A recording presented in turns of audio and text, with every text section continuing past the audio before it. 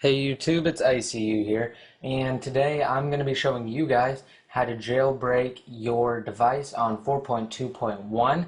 Now this works for all devices, however, if you have an iPhone 4, iPhone 3GS new boot ROM, iPod Touch 4th gen, or the iPod Touch 3rd gen, or the 2nd generation new boot ROM, or the iPad, you will have a tethered jailbreak. So this is taken exactly from Redmond Pi. I'm just going to read it straight off of it.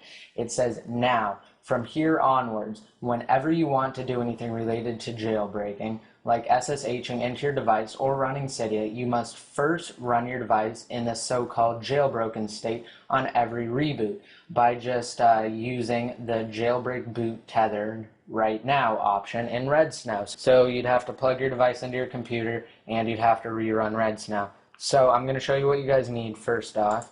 You're going to open up a web browser and you're going to come here and you're going to download your firmware. Even if you're already restored to it in iTunes, you're going to have to download it. So for me, I have the iPad, so I just find that and then I download that. And then, like I said, if you're not restored to it, then you need to restore to it. Just go to iTunes 10.1, the latest version. You have to have that installed as well.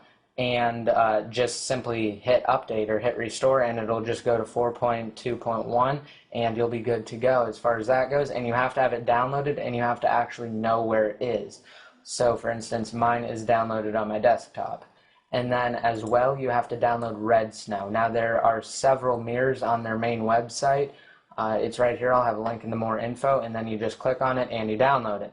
So because if you're on Windows, you have to have WinRAR in order to open it, because all of them are in a zip format. So this is what you'd get when you'd open it in WinRAR. You just double click on the folder, you take the redsn0w.exe, and you would just drag it out.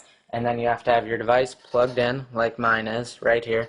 And what you want to do ahead of time is just power it off. But first of all, I'm just going to show you that I am indeed on 4.2.1. So as you can see, I have folders right there. I have Game Center, so I'm just going to launch that up just to prove to you guys. Game Center, as you can see there, it says ICU ID, which is me.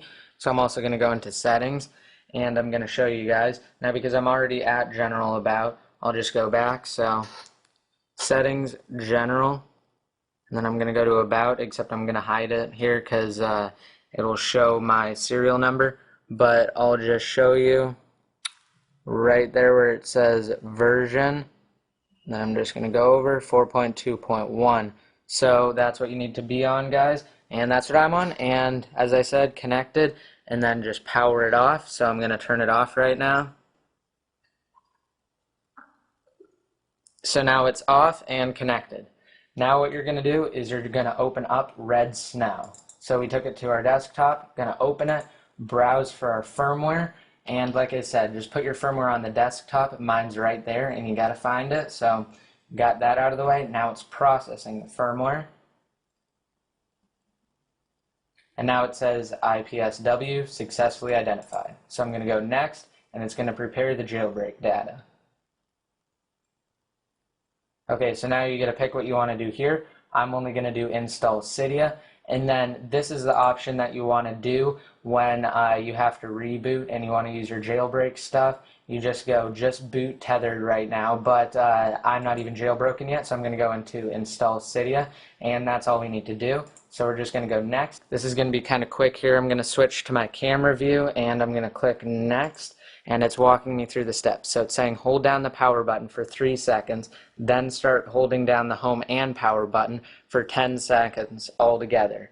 So it's still counting, as you can see on the screen there, and then let go of the power button and continue holding the home button. You'll know you're in because it'll just flash ahead to the next screen, but you want to continue holding the home button even past that. You want to wait till it's past the first reboot stage, until it's past the uploading RAM disk. Once it's past that, then you can let go. Otherwise, it might not work properly. And now this is the scrolling text. It is the exploit that GeoHot used, and Redsn0w now incorporates that. So I'm just going to leave this here for you guys, and on my computer, as you can see, it says that it's done and the rest of the process will take place on your device. Now, I've always been a little wary of that, so I just click finish once this pops up. So you can click finish now, and it's saying everything else will take place on your device. And now it's installing the bundles, so it's just booting up now, and I'll just skip ahead until it's actually completed its boot phase. Okay guys, so now it's booted up, and I'm just going to scroll over, and there we go. It says Cydia right there. See, look, Cydia. So I'm going to hit Cydia. So because Cydia actually isn't loading up right now, what you're going to have to do is you're going to have to power it off, and then you're going to have to open up Redsn0w again. You had to browse for your firmware there, and then you're going to go just boot tethered right now, and then you're going to go next, and then you're just going to follow the same thing, holding down the home button for 3 seconds, home and power button for 10 seconds, and then once that's up, you're going to release the power button and continue holding the home button right about now.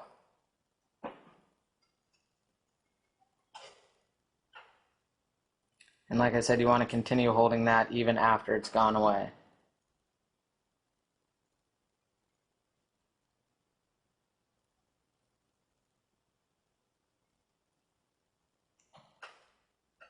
So there we go.